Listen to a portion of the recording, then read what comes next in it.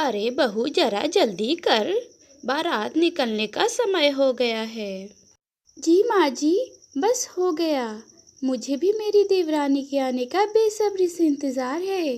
आप देखना, जब मेरी देवरानी आएगी तो हम दोनों देवरानी जेठानी की तरह नहीं बल्कि सगी बहनों की तरह रहेंगी। सभी लोग जल्दी जल्दी शादी की तैयारी खत्म करके बारात लेकर निकल पड़ते हैं। शादी खत्म होने के बाद वे अपनी नई बहू निधि को लेकर घर आते हैं, जहाँ पर पायल और विमला अपनी नई बहू का बहुत ही अच्छे से स्वागत करती हैं। ओह, कितनी गर्मी है यहाँ पर। मेरा कमरा कहाँ है? मुझे अभी अपने कपड़े चेंज करने हैं। आओ निधि, मैं तुम्हें तुम्हारे कमरे में लेकर चलती हूँ। पायल निधि को उसके कमरे में लेकर जाती है, जहाँ पर निधि अपने शादी के जोड़े को उतारकर अपने कंफर्टेबल कपड़े पहन लेती है और सीधा अपने बेड पर लेट जाती है। ये सब देखकर पायल को थोड़ा अजीब लगता है, लेकिन वह निधि से कुछ नहीं कहती। निधि की शादी भले ही एक मिडिल क्लास फैमिली में हुई थी, लेकिन वह बहुत ही अमीर घर की लड़की थी। इसीलिए वह अपने पापा से कहकर अपने लिए 2 एसी मंगवा लेती है। एक एसी को वो अपने कमरे में लगवाती है और दूसरी एसी को वो अपनी सास के कमरे में लगवा देती है। अरे निधि बहू, मेरे कमरे में एसी, इसे किसने लगवाया? माँ जी, मैंने लगवाया है एसी। वो क्या है ना, इतनी गर्मी पड़ रही है और आपको इतनी गर्मी में काफी प्रॉब्लम हो रही होगी ना। जुग जुग जीती रहे मेरी बच्ची, तुझे किसी की नजर ना लगे। तू कितना ख्याल रखती है मेरा, मुझे कोई परेशानी ना हो इसलिए मेरे कमरे में एसी लगवा दिया तूने। सास बहू बातें कर रही थी, तभी घर की बड़ी बहू पायल वहाँ पर आती है और वह निधि से कहती है, निधि मेरे साथ किचन में चलो और आज तुम अपने हाथों से सबके लिए खाना बनाना। अरे नहीं नहीं जेठानी जी, वो क्या है ना, इतनी गर्मी में तो मुझसे कोई भी काम नहीं होता, और वैसे भी मैं माँ जी के लिए कपड़े और गहने लेकर आई थी तो उन्हें ही अभी दिखाने जा रही हूँ, मेरे पास टाइम नहीं है। अरे अरे कोई बात नहीं, कोई बात नहीं, पायल बहू तू ही बना ले आज का खाना। पायल को ये सब थोड़ा अजीब लगा, लेकिन उसने किसी से कुछ नहीं कहा, वह चुप रही। निधि, आज ढेर सारे कपड़े हैं, आओ कपड़े धोने में मेरी मदद करो। लेकिन मैं तो माँ जी के साथ पार्लर जा रही थी। हाँ तो बाद में चली जाना, घर का काम जरूरी है या पार्लर जाना? पायल बहू, इतने दिनों से तो तू ही कपड़े धो रही है, एक दिन और धो देगी तो क्या हो जाएगा। चल निधि बहू, हमें पार्लर के लिए लेट हो रहा है। इतना बोलकर वो दोनों सास बहू पार्लर के लिए चली जाती हैं। ये देखकर पायल को गुस्सा तो बहुत आ रहा था। पायल ने सोचा था कि जब उसकी देवरानी आएगी तो वो दोनों सगी बहनों की तरह मिलजुल कर घर की जिम्मेदारी को संभाल लेंगी और मिलजुल कर घर का सारा काम करेंगी और प्यार से रहेंगी। लेकिन निधि ने ऐसा कुछ भी नहीं किया। वो तो अपने पैसों के दम पर अपने साथ साथ अपने सास के शौक को भी पूरा कर रही थी, जिसके कारण वह घर के कामों से भी बच जाती। चाची चाची, बहुत गर्मी लग रही है, आप मेरे लिए मैंगो शेक बना दो ना। बिट्टू ये कहते हुए निधि के हाथ को हिला देता है।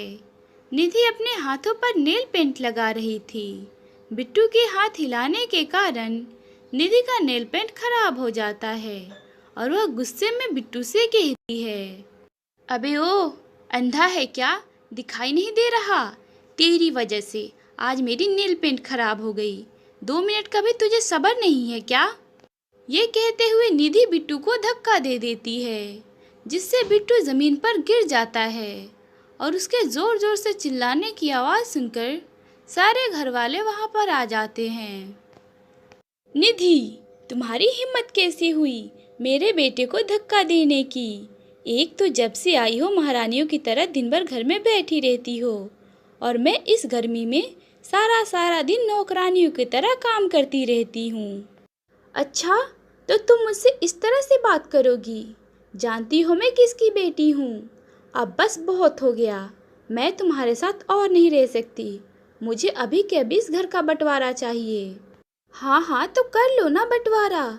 मैं कौन सा तुम्हारे साथ रहने के लिए मरी जा रही हूँ। अरे ये क्या बोल रही हो तुम दोनों? तुम दोनों का दिमाग तो ठीक है ना? तुम लोग इस घर का बंटवारा करना चाहती हो? माँ, आप सुन रही हो ना? आप कुछ बोलती क्यों नहीं? अरे अब मैं क्या बोलूं इसमें? जो भी हो रहा है बिल्कुल सही हो रहा है। वैसे भी मैं निधि बहू के साथ रहूंगी। वह जब से आई है मेरा कितना ख्याल रखती है। उसने सबसे पहले मेरे कमरे में एसी लगवाई और रोज रोज मुझे शॉपिंग भी कराने ले जाती है। वो मेरा बहुत ख्याल रखती है।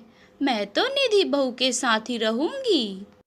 विमला देवी के फैसले को सुनकर अब आगे किसी ने कुछ नहीं कहा। अगले दिन निधि ने पूरे घर में सफेद लाइन खींचकर पूरे घर का बंटवारा कर दिया।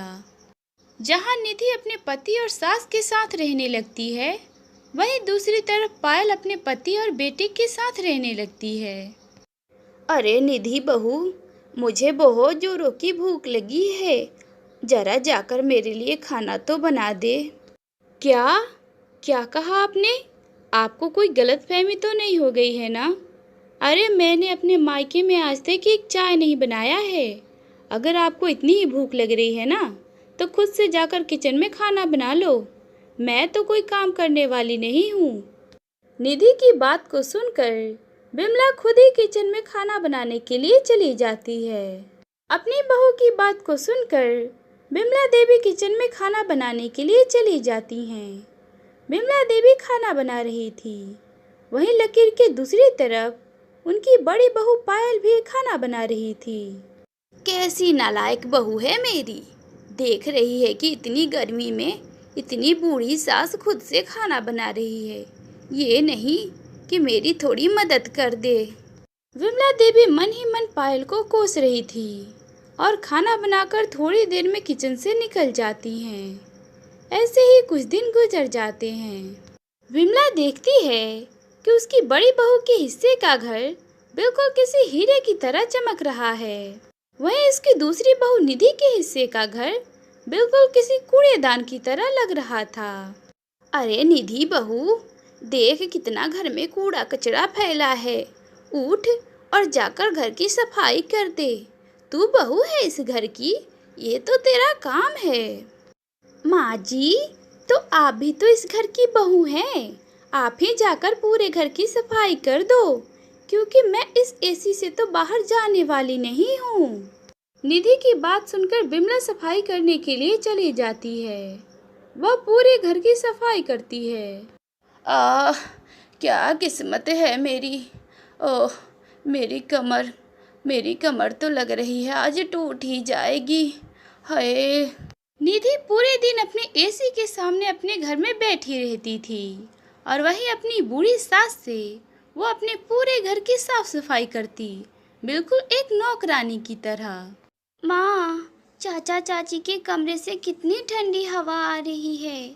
हमारे कमरे में एसी कब लगेगा? बेटा, हम तुम्हारे चाचा चाची की तरह उतना अमीर नहीं हैं। तुम्हारे चाचा एक मल्टीनेशनल कंपनी में काम करते हैं और तुम्हारे पापा एक मामूली से कूलर की दुकान में, समझे? अपने माँ के गुस्से को देखकर बिट्टू अपने कमरे से बाहर आ जाता है।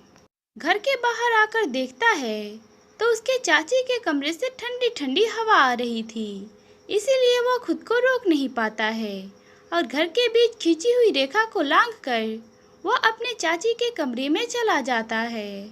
तेरी हिम्मत कैसे हुई मेरे कमरे में आने की? उस दिन का धक्का भूल गया है क्या? चल भाग यहाँ से।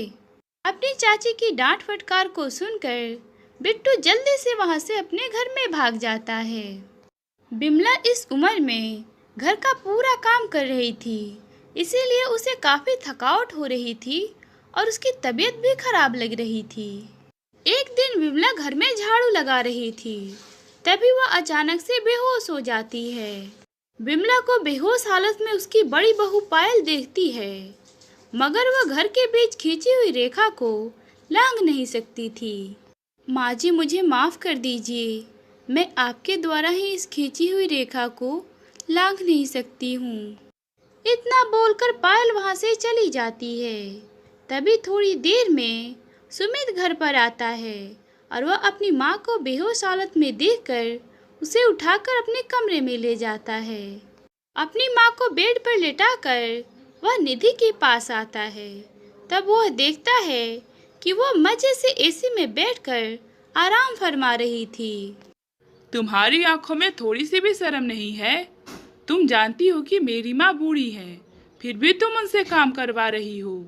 लेकिन खबरदार, आज के बाद अगर तुमने मेरी माँ से काम करवाया तो मेरे घर में तुम्हारे लिए कोई जगह नहीं है।